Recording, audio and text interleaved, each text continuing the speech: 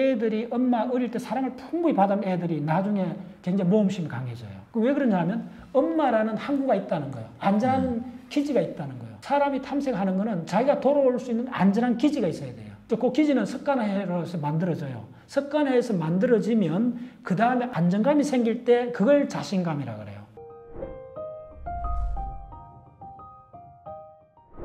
안녕하세요, 대치동 캐슬입니다. 여러분들 잘 지내고 계시죠? 오늘은요, 특수 배경으로 좀 변화를 주었습니다. 그리고 이번에도 인터뷰 영상인데요. 오늘 모시게 된 분의 성함은 박문호 박사님이시고요.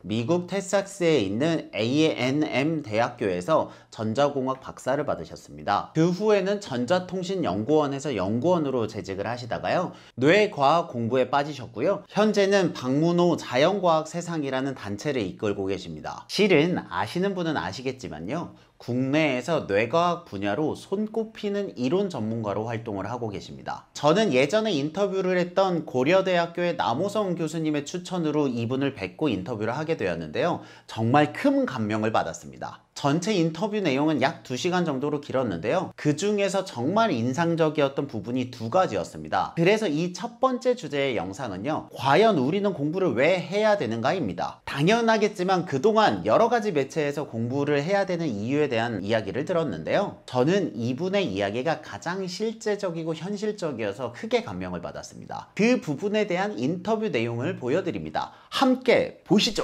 우리가 왜 공부를 해야 되는가, 이 문제에서 핵심이 뭐냐면 공부를 안 해도 된다는 거예요. 하나도 안 해도 아무 문제 없이 90% 이상 사람이 잘 살아가요. 그렇다면 굳이 공부를 안 한다는 거예요. 왜 우리가 공부를 해야 되느냐, 그렇게 많이 강조하지만 이게 확산이 안 되느냐 하면 그거 몰라도 다 해결된다는 거예요. 우리 삶의 거의 대부분이. 굳이 왜 배우느냐 이거예요. 중요한 게 있어요.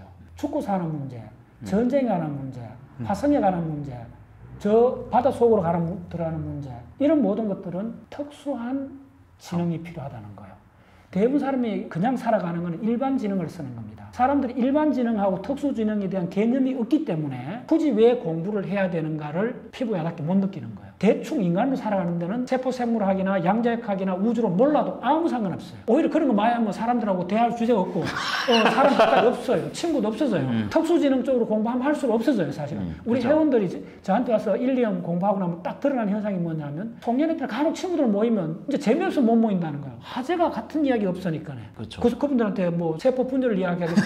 양자역학을 이야기하겠어요? 지금 이제 노화도 질병의 하나로 이거 강의를 많이 하고 있습니다. 거의 뭐 지금 반년째 이 강의를 하고 있는데 처음부터 분자식을 갖고 해요. 안 늙을 수 있다. 혹은 뭐 여러 가지 있어요. 그래서 사람들 일반적으로 해요. 온갖 좋은 뭐 비타민도 먹고 다 하잖아요. 하는데 대부분 사람들이 그게 실제로 들어가고 세포 속에서 어떤 작용을 하고 어떤 분자 메카를 하고 이쪽으로는 관심이 없어요.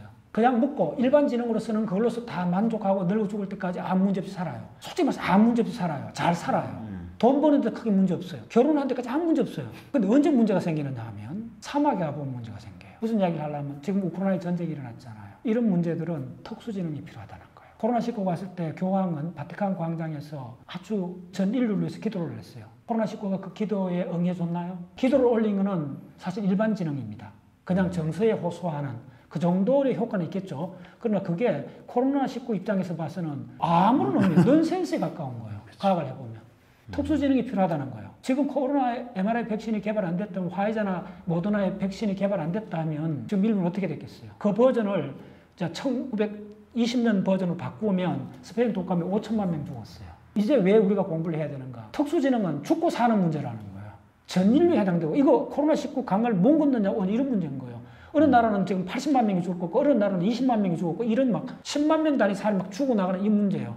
여기에 밤새도록 기도해보세요. 일반 지능 갖고 마음대로 해보세요. 그렇게 하는 데가 있어요. 브라질의 대통령은 그렇게 하고 있어요. 누가 죽어나가요? 백성들이 죽어나가요. 여기서 가장 중요한 게 뭐냐면 특수 지능하고 일반 지능을 구별해야 되고, 보통 살아갈 때는 일반 지능 갖고 90% 사람은 문제가 없어요. 근데 그걸 갖고 다 된다고 생각하면 안 돼요. 결정적인 데 가서 과학을 공부하지 않으면 상황이 끝나버린다는 거예요. 전쟁이 져버리는데, 죽는데, 전염병에 걸려버리는데, 그때는 최첨단 장비로 분석하고 mRNA 구조가 어떻게 됐고 코로나19의 스파이크 단백질이 서열이 어떻게 됐고 그거 누가 밝혀낼 수 있어요? 최첨단 장비 안 되는 거예요. 2년 동안 3년 동안 이 코로나 강을 건너면서 방송에 그렇게 많이 나왔지만 핵심 이야기는 다 피해가요. 핵심 이야기 뭔지를 코로나19의 학술 명칭이 뭐냐면 포지티브 싱글 스트랜드 rRNA 바이러스입니다. RNA 바이러스라는 말은 들어봤을 거예요. 근데 앞에 말은 처음 들어볼 거예요. 포지티브 싱글 스트랜드라는 말은 처음 들어봤을 거예요. 그렇죠. 이게 특수지능입니다. 근데 사실 RNA를 게놈으로 하는 바이러스라는 건 대충 방송에서 나왔어요. 근데 더 중요한 거, 그게 포지티브 싱글 스트랜드라는 말은 다 생략하고 안 하는 거예요. 왜냐하면 그건 전문가들만 쓰는 특수용어, 특수지능에 해당되는 거예요. 그러면 코로나 백신이, mRNA 백신이 인류를 구했는데 이게 어떤 식으로 구했는가는 일반 지능에 해당되는 것만 알고 그건 지식 정보에서 5%밖에 안 돼요. 95%이 특수지능을 모르고 있는 거예요. 사회에 유포가 안 되는 거예요. 특수지능은 평화스럽고 보통 살아가는 데는 필요 없어요. 그 특수지능이 단순한 과학 분야만 하는 게 아니고 금융에도 있어요. 만약에 우리가 금융위기가 왔을 그렇죠. 때 경제 브레인들이 그걸 외환 위기를 극복 안 해주면 그건 엄청난 시장 경제하고 온갖 미시 경제가 다 융합이 된 엄청난 학문이 필요한 거예요. 특수지능이요. 결정적인 순간이 도래하는 게 점점 빨라진다는 거예요. 자, 대략 5, 6년 전에 AI 혁명이 일어났잖아요. 2012년대 토론토 대학에 윌턴이라는 교수가 썼는 논문 한 편이 딥러닝이라는 이익을 전 세계를 뒤덮어버리고 있잖아요. AI 혁명이. 그리고 코로나19가 왔죠. 요런 오는 촘촘하게 오는 요 주기가 우리가 100년 전하고 지금하고 다르다는 거예요. 그래서 지금은 일반 지능 갖고는 메카 넣기에는 이것들이 너무 빨리 오고 있다는 거예요. 50년만 시기를 돌리면 우리나라 사람의 80%는 농업에 종사했어요. 우리가 어떤 사람이 농업에 종사하는 사람이 1년 동안 필요한 정보량은 몇 개가 안 돼요. 파종하는 거, 수확하는 거 몇 개가 안 돼요. 근데 지금은 그런 정보 양도 중요하지만 특수지능에 대한 지식이 없으면, 특히 지도자들이나 사회 지배계층이 특수지능에 대한 지식이 없으면 전쟁에 져요. 수십만 명이 죽어요. 특수지능은 엄청나게 시간이 들고 이 특수지능을 어떻게 잘하는가, 다른 말하면 과학 공부를 어떻게 잘하는가가 제가 30년 동안 하도를 갖고 있던 사람이에요. 왜 사람들이 과학을 어려워하고 하는가? 일단 살아가는데 필요 없기 때문에 안 하는 거예요. 필요 없이 느껴지니까 안 하는 거예요. 다르게 뒤집으면 그거 없이도 잘 살아가는데 굳이 내가 그 어려운 걸 왜 해? 이렇게 되는 거예요. 근데 지금은 상황이 그렇지 않다. 그렇지 않다는 거예요. 공부를 해야 된다라는 이유를 이렇게 직설적으로 생명과 연관지어서 말씀해 주시는 경우를 처음 들었습니다. 대부분의 경우는 내가 잘 살고 뭐 결혼을 잘하고 좋은 배 이런 얘기를 하지, 이거를 안 해서 뭐 코로나19에 대한 항체를 못 만들면 인구가 얼마나 죽고, 실은 비트코인도 그렇고 가상화폐도 그렇고 이런 흐름이나 유동량들을 잘 조절 못하면 나라 경제가 파탄이 날 수 있는데, 그런 걸 관장하는 건 특수지능이고, 특수지능을 획득하려면 엄청나게 많이 노력해야 된다. 그래서 특수지능에 대한 용어는 주로 논문에 나오고 각 교과서에서 나오기는 하는데 일반인들이 접해보지 못해요. 그 다음에 매스미디어가 책이든 방송에서도 이거 유포가 안 되는 거예요. 지식이 이온화되어 있어요. 특수지능은 철저히 감춰주는 쪽으로 가 있어요. 전문가들 용어로. 그래서 우리나라 과학교육이 근본적으로 어떤 문제를 안고 있었느냐 하면, 지난 30년 동안 과학운동이 모토가 뭐였나 하면 과학의 대중화였어요. 공부를 하고 싶은 다수 대중이 여기 있어요. 과학이 여기 있어요. 그래서 과학이 대중으로 늘어오라 그랬어요. 그래서 뭐냐면 과학을 쉽게 설명해 달라는 거예요. 그래서 결정적으로 망한 겁니다. 그래서 과학이 대중화되면 안 돼요. 대중이 과학화돼야 돼요. 대중이 훈련을 해서 과학으로 올라가야지. 과학이 움직이면 안 돼요. 그럼 어떻게 되느냐 하면요, 비유를 들어줘가 설명을 해요. 내가 이걸 30년 강의해서 얻는 건데 뭐냐면 비유를 들어줘가지고 쉽게 설명해줘요. 그럼 나중에 물어보면 어려운 이론은 다 잊어버리고 비유밖에 기억을 하지 못해요. 비유를 들어주는 거는 일정 부분 짧게 이렇게 해주고 도입부에 애퍼타이저로 해주는 거는 좋은데 자꾸 그걸 요구를 해요. 그럼 비유를 계속 들어줘요. 그러면 비유하고 은유로 가득 찬 브레인을 갖고 있는 거예요. 실물을 잊어버려요. 그러면 어떤 사건이 벌어지냐면 과학 근육, 학습 근육이 자랄 시기를 잊어버려요. 어려운 거를 어렵게 공부해야 학습 근육이 생기는데 예. 어려운 거를 쉽게만 바꾸려고 노력만 하다 보니까 쉬운 것만 받아 먹으니까 얘가 근육이 안 큰다 이 말이죠. 다른 내가 한 가지 얘기 드릴게요. 만약에 배탈이 났어요. 그러면 하루 이틀 정도 미음, 죽을 먹으면 좋아요. 네. 오케이, 다 그렇게 해요. 근데 그걸 한 달, 1년 내내 죽을 먹는다 생각해 보세요. 이빨하고 위장이 어떻게 되겠어요? 이게 총체적인 문제입니다. 그래서 학습 근육이란 말을 제가 오랫동안 썼어요. 이 학습 근육을 키우는 요점은 뭐냐 하면, 흔히 이제 다 우리가 알고 있죠. 자기 주도적으로 해야 돼요. 이 자기 주도적 학습은 뭐 이거는 어떤 교육 전문가도 이건 명확한 겁니다. 근데 왜 자기 주도적 학습이 핵심인가, 그 배경을 이해를 하셔야 돼요. 자기 주도적이란 말은 뭐냐 하면 자신감입니다. 자신감을 가지면 탐색을 할 수가 있습니다. 자신감이 있어야 새로운 세계로 들어갈 수 있습니다. 자신감을 가지면 탐험을 할 수 있고, 탐색을 하게 되면 새로운 걸 만나게 되고, 새로운 걸 만나면 도파민이 분출이 되고, 왜 도파민이 분출이 되느냐 하면 새로운 걸 만나면 내가 이전 것이 아니고 새로운 거기 때문에 예측이 깨져요. 예측이 깨질 때 도파민이 나온다는 건 내과학의 아주 기본 지식입니다. 도파민이 계속 나오고 도파민이 나오고 새로운 걸 보고 도파민이 나오는 과정을 흔히 재미라 그래요.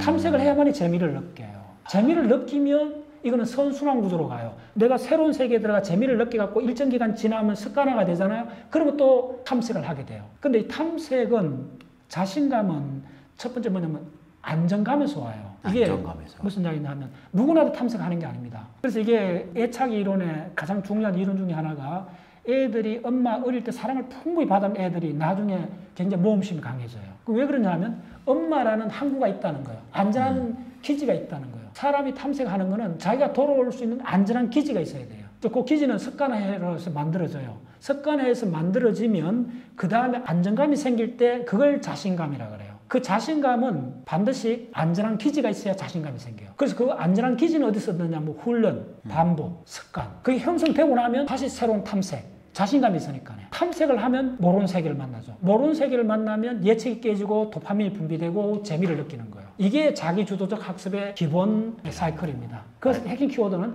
자신감입니다. 자존감이 아니고 자신감인데 자신감을 갖게 되면 반드시 인간은 탐색을 하게 돼요. 그러면 이제 전체 이 학습에 관한 이야기의 가장 핵심은 누가 뭐래도 그 안정감을 형성하는 게 먼저입니다. 그게 습관화 반응인데 습관화는 내과학적으로 어떻게 보셔야 되느냐 하면 계획하는 브레인과 습관화하는 브레인, 계획을 세우는 브레인과 자동 반응으로 실행하는 브레인 이렇게 나누는 게 최근 버전입니다. 결국은 뭘 이루는 거는 계획하는 뇌가 아니고 반복해서 도달하는 뇌입니다. 그게 그런 의미에서 습관이 핵심입니다. 자, 그런데 계획을 잘 세워야만이 습관을 잘할 수 있죠. 예, 정확한 목표를 지적해주고 상황을 정확히 판단해줘야만이 방향이 맞는 습관화가 되기 때문에 있는 거예요. 뭐 습관화도 여러 가지가 있잖아요. 대부분 습관화가 좋은 것 같은데 술 마시고 담배 피우는 것도 일종의 습관이죠. 안 좋은 거죠. 네. 그 습관 그 자체는 자, 이거 중요해집니다. 습관 자체는 좋고 나쁨이 없습니다. 이게 굉장히 중요한 개념입니다. 그런데 현실적으로는 좋은 습관은 들이기 어렵고 나쁜 습관은 그냥 들어집니다. 이게 이제 문제의 핵심 포인트죠. 그 다 뒤집어 봐야 돼요. 그래서 브레인 사이언스를 해야 돼요. 이게 특수지능입니다. 특수지능에 들어가 보면 습관 그 자체는 좋은 거나 나쁜 거나 이 구별 안 합니다. 그쵸. 무조건 반복하면 뭐든지 돼버립니다. 그리고 오히려 습관의 설계에 여유가 넓어진 겁니다. 왜 습관이 자꾸 실패하느냐 하면 습관의 가치를 자꾸 두기 때문에 실패한다. 저는 그렇게 본 거예요. 뒤집어 갖고 거꾸로 이거 하면 매일 운동하면 건강에 좋아. 매일 영어 단어 10개씩 외우면 영어 잘하게 돼. 다 알죠. 근데 실제로 그렇게 안 해요, 사람들. 이 괴리감을 설명해야 돼요. 습관이라는 건 브레인에서 자동 반응이면 다 습관화되는데 인간이 과도하게 의미를 부여해갖고 습관에 방해를 놨다는 겁니다. 그래서 습관을 들이려면 게임처럼 말하는 거예요. 게임은 뭡니까? 가치가 안 들어가 있는 거예요. 그냥 즐기는 거잖아요. 습관의 설계를 할 때 과도하게 부모가 누가 이거 하면 좋기 때문에 한다. 그렇게 접근하면요. 우리 브레인은 영악해갖고 반작용이 일어납니다. 무의식상에. 그렇게 접근하지 말고 이거는 게임이야.